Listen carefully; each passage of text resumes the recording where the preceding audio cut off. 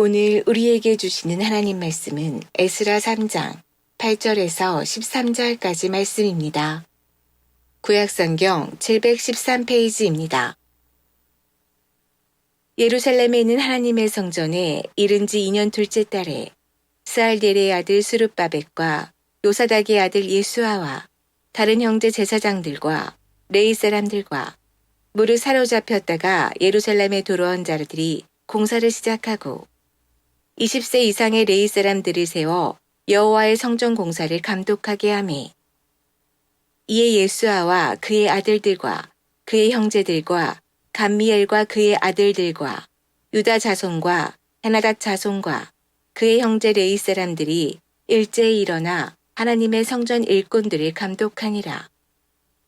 건축자가 여호와의 성전의 기초를 놓을 때에 제사장들은 예복을 입고 나팔을 들고 아삽 자손 레위 사람들은 제금을 들고 서서 이스라엘 왕 다윗의 규례대로 여호와를 찬송하되 찬양으로 화답하며 여호와께 감사하여 이르되 주는 지극히 선하심으로 그의 인자하심이 이스라엘에게 영원하시도다 하니 모든 백성이 여호와의 성전 기초가 놓임을 보고 여호와를 찬송하며 큰 소리로 즐거이 부르며 제사장들과 레위 사람들과 나이 많은 족장들은 첫 성전을 보았으므로 이제 이 성전의 기초가 놓임을 보고 대성통곡하였으나 여러 사람은 기쁨으로 크게 함성을 지르니 백성이 크게 외치는 소리가 멀리 들리므로 즐거이 부르는 소리와 통곡하는 소리를 백성들이 분간하지 못하였더라.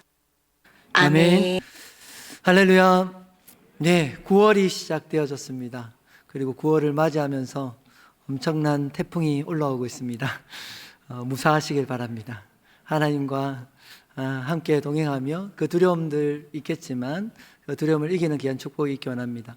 9월 한 달 그리고 후반기에 사역을 시작하면서 어떤 마음, 어떤 말씀을 나눠야 될까 기도하면서 이런 오늘 설교의 제목들처럼 한 해만의 앞에서 우리 자신과 우리 가정과 우리 교회에 대한 회복에 대한 그런 갈급함, 갈망들이 다시 일어났으면 좋겠다. 그 마음으로 하나님 앞에 나았으면 좋겠다는 마음으로 오늘 설교 제목을 잡았는데요. 우리 같이 한번 옆에 계신 분과 설교의 제목으로 한번 인사하겠습니다. 회복을 갈망합시다. 다시 한번 회복을 갈망합시다. 정말 우리 속에 하나님의 말씀을 통하여서 성령이 우리 가운데 부어주시는 그 은혜들로 말미암아 회복을 갈망하고 회복의 주인공으로 우리가 설 수 있는 귀한 축복이 있길 간절히 소원합니다. 윌프렛 펑크라는 사람이요, 사전을 편집하는 사람인데 이 사람이 사전을 편집하는 사람이라서 사람들에게 가장 강렬한 인상을 주는 단어들을 이렇게 선택을 했습니다. 혹시 이 외국 사람이라서 한국 사람들이 얼마나 공감할지 모르겠지만 한번 들어보시고 공감되어지면 함께 공감하시면 좋을 것 같습니다. 가장 사람들이 정겨워하는 단어는 뭘까요?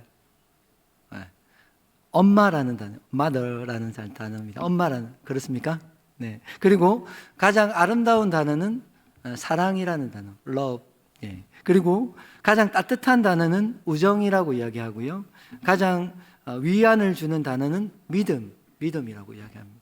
또 반면에 가장 마음을 쓰라린 단어 뭘까요? 혼자라는 단어. 그리고 가장 비극적인 단어는 죽음이라는 단어였고 가장 슬픈 단어가 있는데 슬픈 단어는 잊혀지다. 사람들에게 잊혀지는 것. 그것이 가장 슬픈 단어. 마지막으로 가장 냉정한 단어가 있었습니다. 냉정한 단어는 no. 아니요, 싫어요. 이런 no라는 단어가 가장 냉정하게 사람들에게 다가오는 단어였다. 그 단어들이 있었는데 제가 원하는 단어가 없더라고요. 그래서 제가 한번 만들어 봤습니다. 우리에게 가장 소망을 주는 단어가 무엇일까? 예, 눈치가 있는 분들은 벌써 눈치를 채셨겠죠? 네. 가장 소망을 주는 단어가 뭘까요? 회복. 네. 눈치가 있으시군요. 제가 만들었습니다. 가장 우리에게 소망을 주는 단어가 회복이다. 저는 그렇게 정의했습니다. 우리 영적인, 때로는 육체적인, 우리의 삶의 경제적인 그런 회복, 회복이란 단어 자체가 그런 소망, 우리 안에 소망을 불어넣는 줄 믿습니다. 또한 간절히 축복하는 것은 그 회복의 주인공이 여러분 될 수 있게 간절히 소원합니다.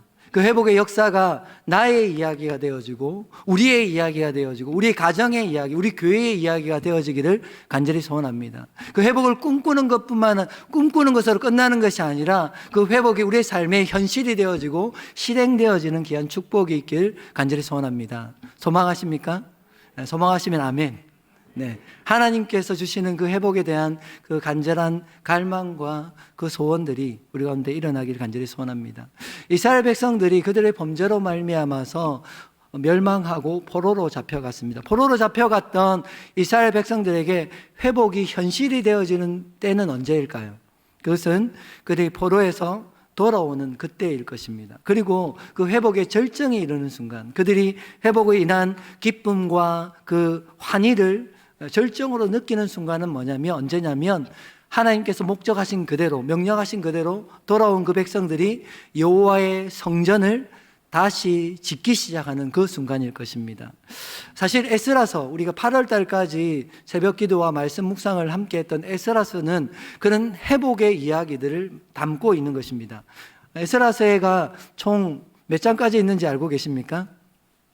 10장까지 있습니다. 그 내용을 여러분 잘 기억하지 못하실 것 같아서 제가 3분 만에 한번 정리를 해드리겠습니다. 1장부터 10장까지인데 1장의 내용들은 이스라엘 백성들의 제1차 포로 기한을 기록하고 있습니다.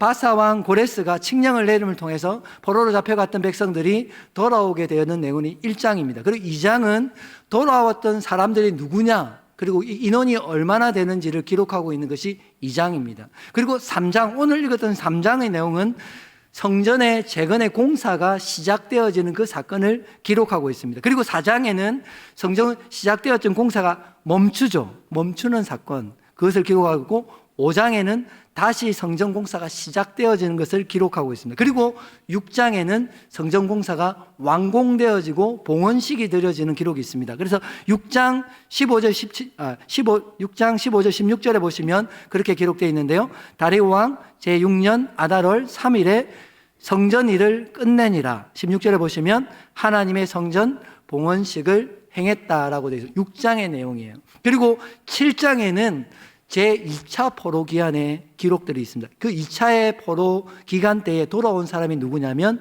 오늘 성경의 제목들처럼 에스라가 돌아오게 됩니다. 그리고 8장과 10장까지는 에스라가 돌아와서 했던 사역들을 기록하고 있는 것입니다. 이게 끝입니다.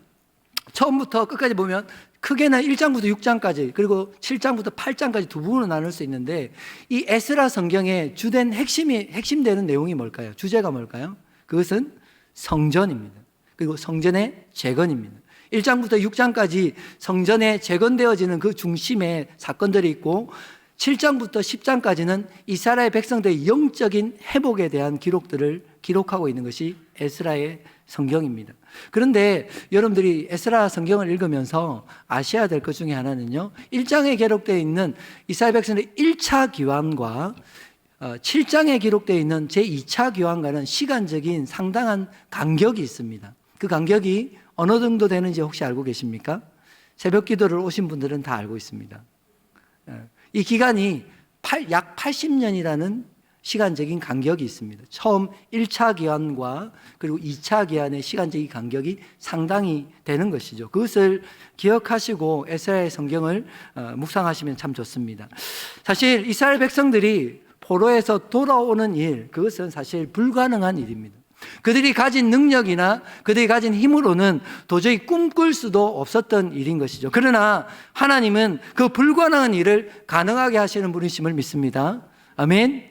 하나님은 기적과 같은 그 일들, 도저히 꿈꿀 수도 없었던 그 일들이 현실이 되게 하시는 하나님이심을 믿습니다. 또한 그 하나님이 누구의 하나님이십니까? 저와 여러분들의 하나님이심을 믿습니다. 그렇게 믿으십니까? 그 하나님께 동일하게 우리 삶들 속에도 우리 교회 가운데도 그런 역사들로 하나님 놀라운 은혜들을 부어주실 줄 믿으시면 아멘 합시다.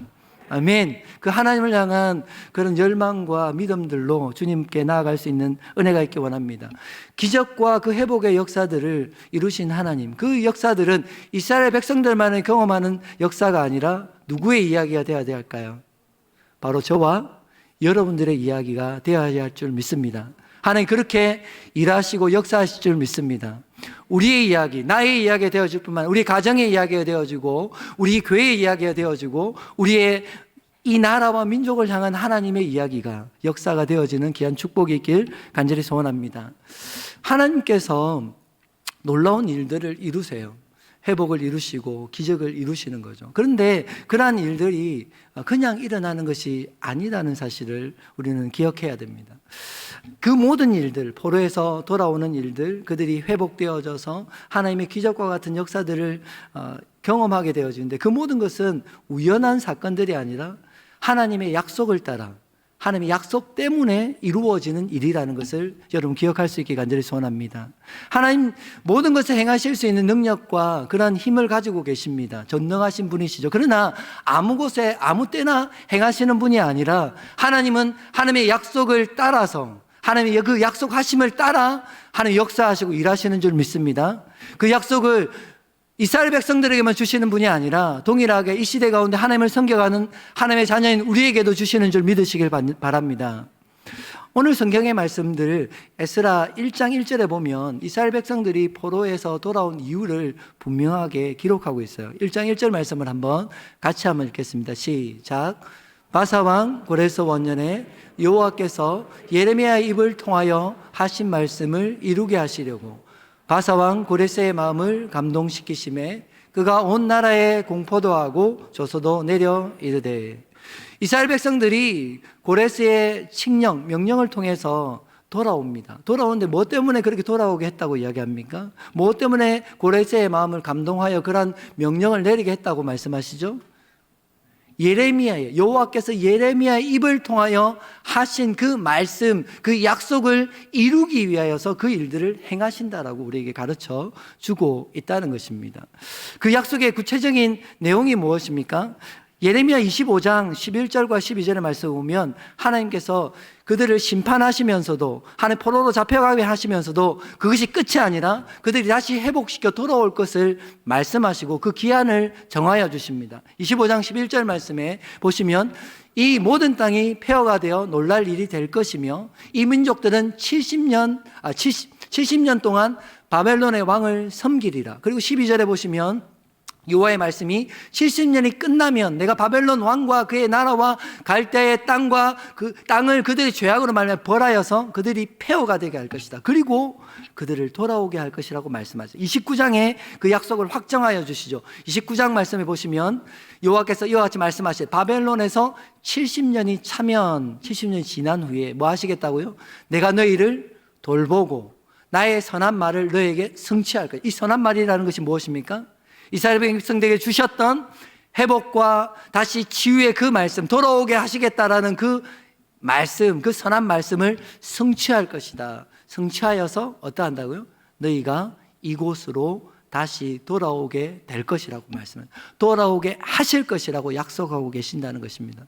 여러분 다 아시겠지만 예레미야 성경은 이스라엘 백성들이 멸망할 당시에 하나님 멸망과 죄악 가운데 심판받는 그리고 절망 가운데 있는 백성들에게 미리 주신 거예요.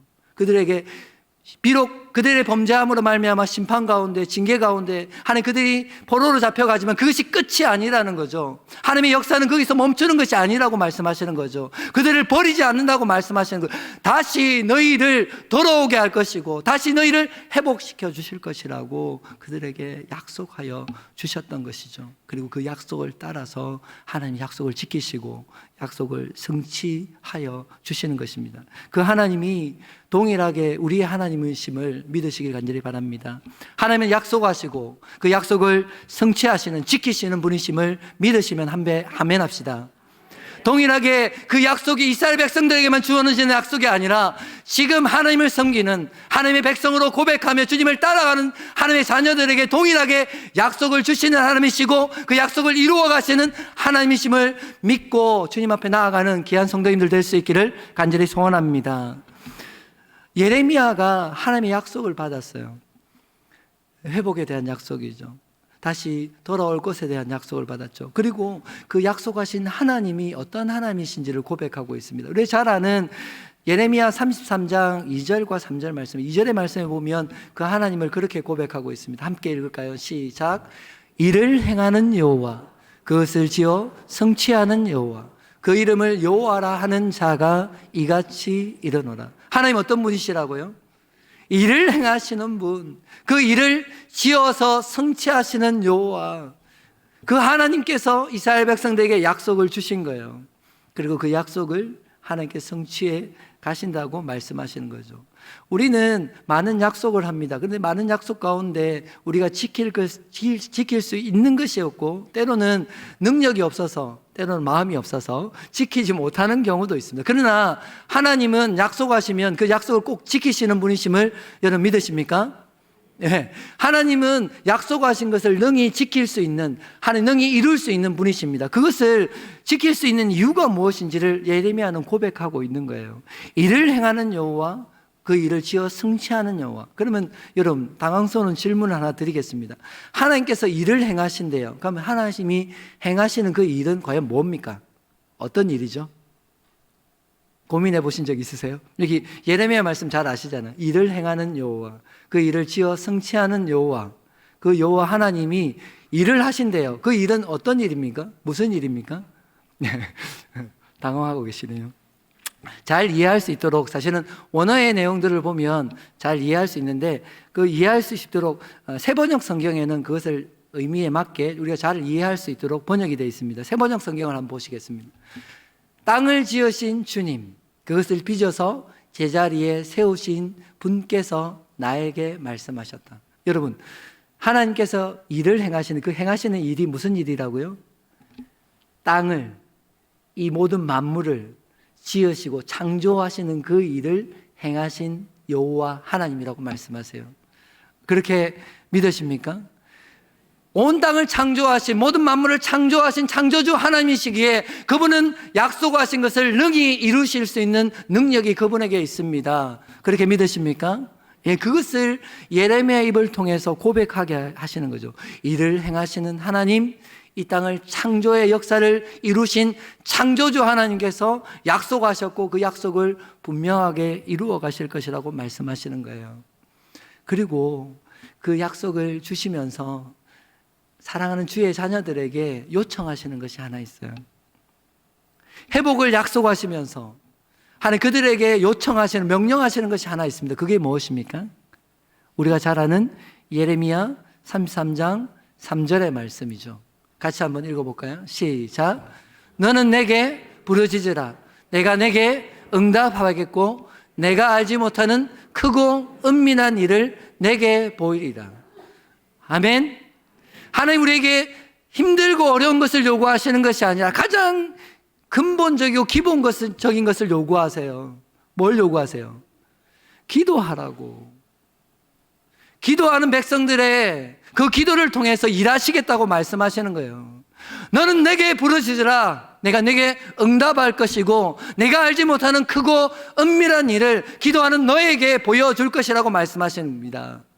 그것을 보여준다는 이야기는 하나님 그저 하나님이 이루시는 역사의 구경꾼으로 우리를 세워주시는 것이 아니라 하나님 그 역사 가운데 주인공이 되게 하시고 하나님 그 역사의 도구가 되게 하시고 하나님 역사의 중심에 우리를 서게 하시겠다라는 그 약속이 주어지는 것입니다.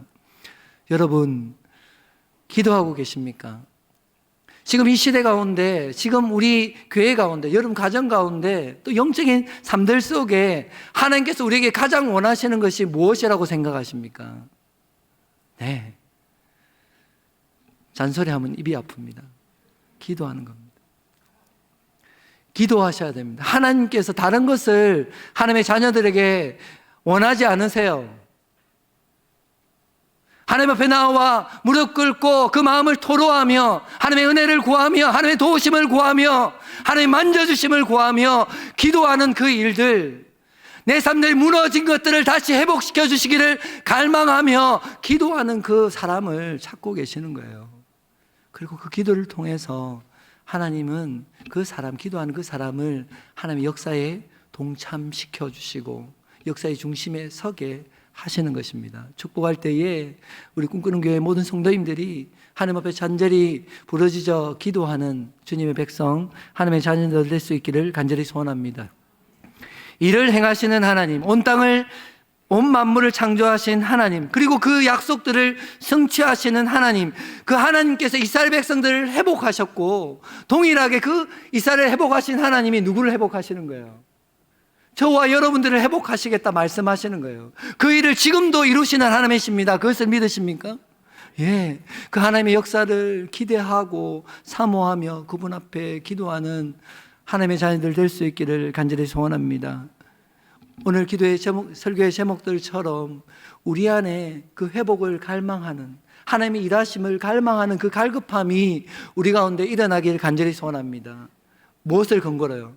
하나님의 그 약속의 말씀을 근거로, 하나님이 내게 주신 그 말씀을 붙들고 하나님이 그 약속이 내 삶들 속에 온전히 실행되어지고 내 삶에 경험될 수 있도록 하나님 내 영혼과 내 삶과 내 가정을 세우시고 회복시켜 달라고 그 간절함을 가지고 하나님을 붙드는 그 간절함이 회복되어지는 귀한 축복이 우리 성도님들 가운데 있길 간절히 소원합니다. 약속을 받으셔야 돼요. 하나님이 그 약속이 어디에 있습니까? 네, 여기 있습니다. 계시를 받는 게 아니라 하나님의 약속은 모두에게 주어졌습니다. 그러나 이 말씀은 모두에게 주어졌지만 그 약속이 모든 사람들에게 공평하게 주어진 게 아니에요.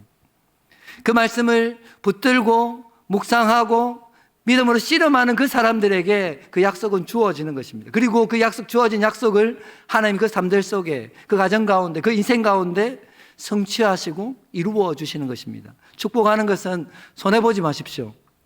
하나님이 주어진 약속을 더 많이 받는, 그리고 그 약속이 성취되어지는 것을 더 풍성하게 경험하는 우리 성도님들 될 수 있기를 간절히 소원합니다.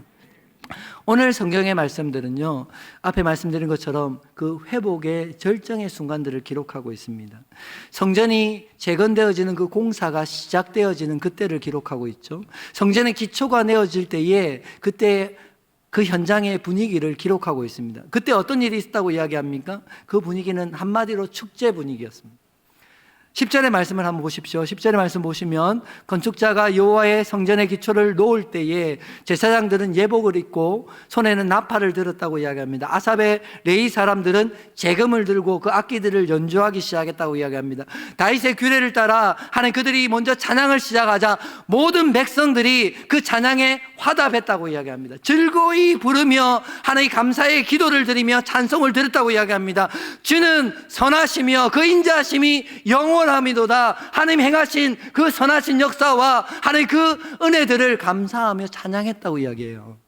한마디 축제 분위기인 거죠. 그런데 오늘 성경을 자세히 보시면 참 이상한 사람들이 등장해요. 그 축제의 분위기와는 전혀 어울리지 않는 사람들이 등장한다고요. 전혀 어울리지 않는, 마치 분위기를 산통 깨는 듯한 그런 사람들이 등장해요. 그들이 누구라고 이야기합니까? 12절 말씀인데요. 같이 한번 읽도록 하겠습니다. 시작.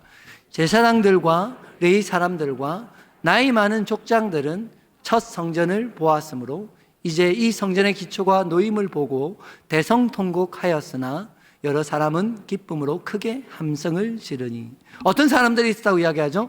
대성통곡, 땅을 치고 가슴을 치며 우는 사람, 통곡하는 사람들이 있었다고 이야기합니다. 그리고 그 현장을 13절에는 그날의 그 현장을 기록하면 13절에 그렇게 기록. 백성이 크게 외치는 소리가 멀리서 들리므로 즐거이 노래 부르는 소리와 통곡하는 소리가 분간할 수 없을 만큼 함께 공존하는 그 현장을 기록하고 있는 것입니다. 그런데 우리가 중요하게 질문 던져야 될 것 중에 하나는 그 분위기에 어울리지 않게 땅을 치고 가슴을 치며 통곡하는 사람들, 그들은 왜 우는 것입니까? 왜 통곡하는 것입니까? 성경은 분명하게 그리고 간단하게 기록하고 있는데요. 12절의 말씀을 보면 나이 많은 족장들은 첫 성전을 보았으므로 이제 이 성전의 기초가 놓임을 보고 대성통곡했다 이야기합니다. 아니, 나이 먹으면 눈물이 많아진다고 이야기하더라고요. 최근에 제가 설교하면서 많이 울어서 아내가 제발 좀 울지 마라, 늙었냐. 당부를 하는데, 나이가 많아서 주책이라서 우는 것입니까? 이들이? 아니라고 이야기해요. 뭐 때문에요? 첫 성전을 보았기 때문에 그들이 우는 것이다. 땅을 치고 가슴을 치며 통곡했다라고 기록하고 있는 것입니다. 첫 성전을 보았다는 의미가 무엇입니까? 그것은 첫 성전, 솔로몬의 그 성전의 웅장함과 영광스러움을 보았기 때문에 그 지금 지어지는 초라한 그 성전의 기초를 바라보면서 도저히 기뻐할 수 없는 것입니다. 그래서 통곡하는 것입니다. 그래서 눈물 흘리는 것입니다. 하나님 그 현장 속에는 하나님 기쁨의 단성과 함께 슬픔의 탄식이 공존하는 현장인 것이죠. 하나님을 찬양하는 기쁨의 찬양이 있는 반면에 하나님 안타까워하는 슬픔의 눈물이 함께 공존하는 현장이 성경에 기록되어 있는 것입니다. 여러분, 이 현장 가운데 어떠한 모습이 합당한 반응입니까? 누가 틀리고 누가 맞는 것입니까? 모두가 맞는 거예요. 모두가 합당한 반응이에요. 분위기 깬다. 아이고 주책이야. 왜 울어? 이렇게 구박하면 안 된다는 거예요. 슬퍼하는 자들도 기뻐하는 자들도 하나님 주신 그 마음으로 기뻐하고 때로는 슬퍼하고 통곡하는 그 현장들이 기록되어 있다는 것입니다. 여러분들은 이런 이질적인 감정에 공존되어지는 경험을 해보셨습니까? 모두가 기뻐하고 즐거워하는데 나만 홀로 슬퍼 통곡하며 가슴 치는 그런 경험을 혹시 해보셨습니까? 사실 그 현장이 어디냐면 하나님 앞에 예배하는 이 현장입니다. 예배하는 이 시간입니다. 우리가 모두가 대부분은 하나님을 찬양할 때 어떻게 하죠? 기쁨의 찬양을 드리며 일어서서 손을 들고 하나님께 영광 돌리며 찬양합니다. 그런데 개중에는 하나님 앞에 나왔지만 예배 자리에 나왔지만 도저히 하나님을 향해서 하나님 고개 들 수 없고 찬양을 고백할 수 없고 기쁨을 말할 수 없어서 자리에 앉아 무릎을 꿇고 때로는 머리를 푹 숙이고 눈물 흘릴 수밖에 없는 그런 사람들을, 우리 그런 성도님들을 발견합니다. 그들이 잘못된 것입니까? 아니요. 그것이 우리 가운데 각자에게 주시는 하나님의 성령의 역사이고 하나님 주시는 은혜인 것입니다. 그런 이질적인 감정의 공존이 되어지는 그 공간이, 그 시간이 이 예배의 시간인 거예요. 저는 고등학교 1학년 때 처음 교회를 나갔고 나간 그 해 겨울 때 겨울 수련회를 갔습니다. 그 수련회 가운데 그 이질적인 감정에 공존되어지는 그 경험을 했어요. 어떠냐면 수련회 가운데 분위기가 어떠냐면 막 찬양하고 아이들이 막 뛰면서 즐거워하고 축제를 벌려요. 그런데 저는 그날은 앞자리에 앉아 있었는데 앞자리 앞에서 처음부터 끝까지 울었습니다. 가슴을 치면서 죄송해서 울었고 너무 감사해서 울었습니다. 왜냐하면 주님의 그 십자가가 나를 위한 십자가임이 깨달아졌기 때문에, 예수님 나를 위해 죽으셨다는 그 사실들이 너무 깨달아졌고 하나님 그렇게 고통당하게 했던 나의 죄악들이 제 마음속에 그것이 너무 고백되어졌기 때문에 모든 사람들이 축제와 같이 즐거워하고 춤추고 있을 때에 아무 찬양도 기억나죠. 그저 눈물 흘리며 눈물 닦아가며 눈물 흘렸던 그런 기억들이 있습니다. 누가 맞고 누가 틀린 것입니까? 아니요. 모두가 맞는 것이. 하나님 기쁨을 주실 때에 그 기쁨을 마음껏 누리시는 여러분 되기가 간절히 소원합니다. 때로는 모두가 기뻐하는 그 순간에라도 하나님 주시는, 하나님 만져주시는, 하나님 임재하시는 그 하나님 깨닫게 하시는 그 은혜들로 말미암아, 때로는 내 자신을 보게 하심으로 말미암아 모든 사람들의 시선과 그 눈들을 의식하지 말고 하나님 앞에 무릎 꿇어 하나님께 기도하며 울 수 있는 여러분 될 수 있기를 간절히 소원합니다. 그것이 우리에게 주시는 은혜인 것이죠. 오늘 성경에 기록되어져 있는 전혀 다른 그런 반응을 보이는 이유가 뭐라고 말씀드렸죠? 그것은 솔로몬 성전을 보았느냐 보지 않았느냐, 솔로몬 성전의 그 영광을 경험했느냐 경험하지 못했냐에 따라서 전혀 다른 반응을 보인다는 것을 알 수가 있습니다. 그 성전의 영광, 이전에 그 영광을 보았던 자들은 마냥 기뻐할 수 없어서 대성통곡하며 울었다고 기록하고 있는 것입니다. 그 통곡의 의미가 무엇이면 그것은 단순하게 우는 의미가 아니라 하나님 앞에서의 통곡임을 믿습니다. 하나님을 향한 통곡이고 부르짖음이었음을 믿습니다. 마냥 지금에 주어진 환경과 상황들을 기뻐할 수 없는 그 마음을 표현한 것이죠. 또한 그것은 그들의 통곡을 통하여서 하나님, 이전에 이스라엘 백성들에게 우리에게 주셨던 하나님의 그 번성과 그 영광을 다시 회복시켜 주시기를 갈망하는 눈물의 기도였다는 것을 우리는 기억할 수 있게 간절히 소원합니다. 어찌 보면 그렇게 울 수 있는 것은 솔로몬의 그 영광들을 본 자만이 누릴 수 있는 특권인 것이에요.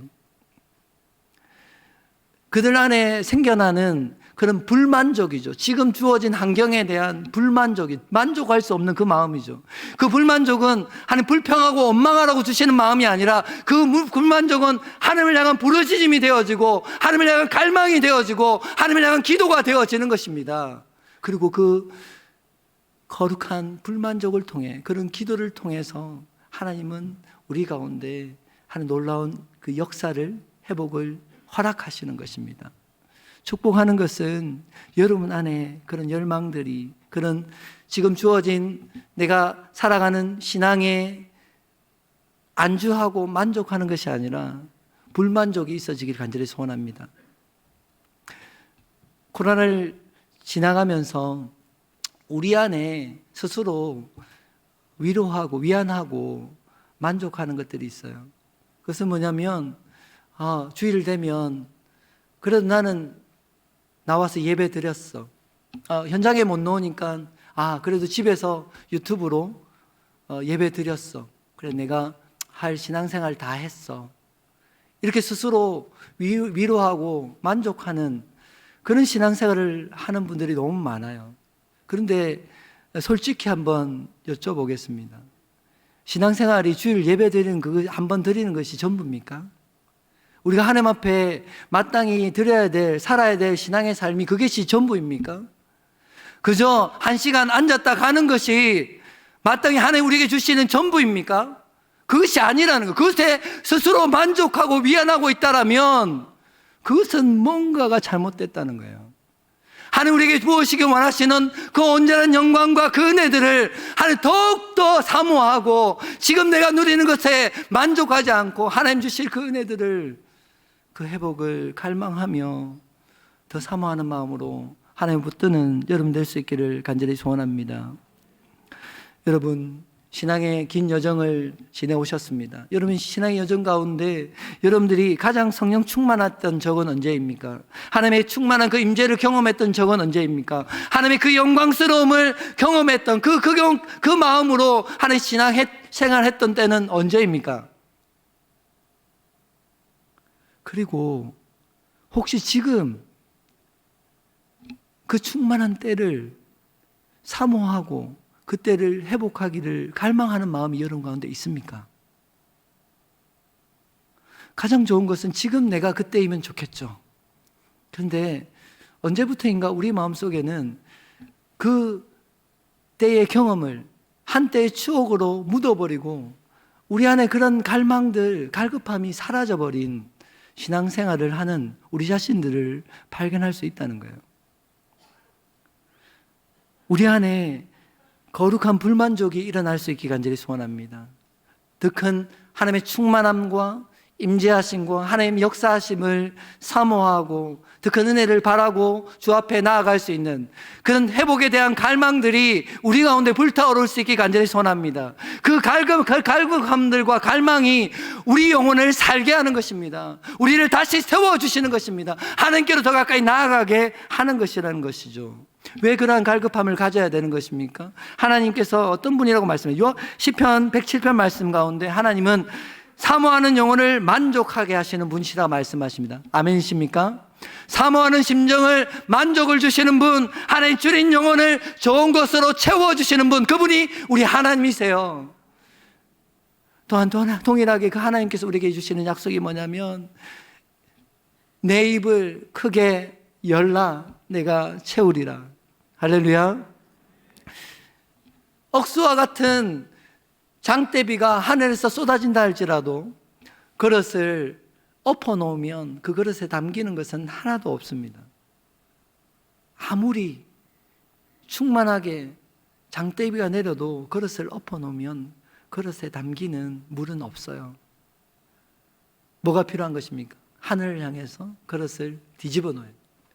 우리의 입이, 우리의 마음이, 우리의 중심이 하늘에서 움츠리는 것이 아니라 하늘을 향해서 크게 열리는 역사가 있기를 간절히 소원합니다. 하나님의 역사를 사모하며 그분 행하실 일들을 기대하며 그분 앞에 우리 자신을 내어드리는, 그래서 그분의 충만한 것으로 우리를 채워주시는 그 은혜를 누리는 우리 성도님들 될 수 있기를 간절히 소원합니다. 회복을 갈망합시다. 할렐루야. 회복을 갈망합시다. 왜냐하면 회복을 향한 그 갈망은 다른 것, 내가 잘 되기 원하는 그 갈망이 아니라 그 회복을 향한 갈망은 하나님을 향한 갈망이기 때문인 것입니다. 회복을 향한 갈망은 하나님께로 더 가까이 나아가고 하나님을 더 온전히 알고자 하는 그런 열망인 것입니다. 회복을 하는 그 갈망 또한 하나님께로 더 가까이 나아가 그분 앞에 머물고자 하는 그 열망이기 때문인 거예요. 그 열망을 하나님께서 우리 가운데, 우리 교회 가운데 가지기를 원하세요. 그 영광을, 그 갈망으로 충만하기를 원하시는 것입니다. 그리고 하나님은 그 회복에 대한 갈망을 가진 자들이 그 회복의 주인공이 되어지고, 그 이야기가 남의 이야기가 아닌 바로 나의 이야기, 우리의 이야기, 우리 가정의 이야기, 우리 교회의 이야기가 되게 하시고 간증이 되게 하시는 분이십니다. 7월 한 달 또한 후반기의 사역들을 시작합니다. 우리 마음속에 잠자고 있는 그런 마음들이 있습니까? 현실에 안주하고자 하는 그런 마음들이 있습니까? 설교의 제목들처럼 하나님이 일하실 것, 내 삶들 속에 회복시키실 것들을 기대하며 그것을 갈망하며 주 앞에 더 가까이 나아가는 우리 성도님들 될 수 있기를 간절히 소원합니다.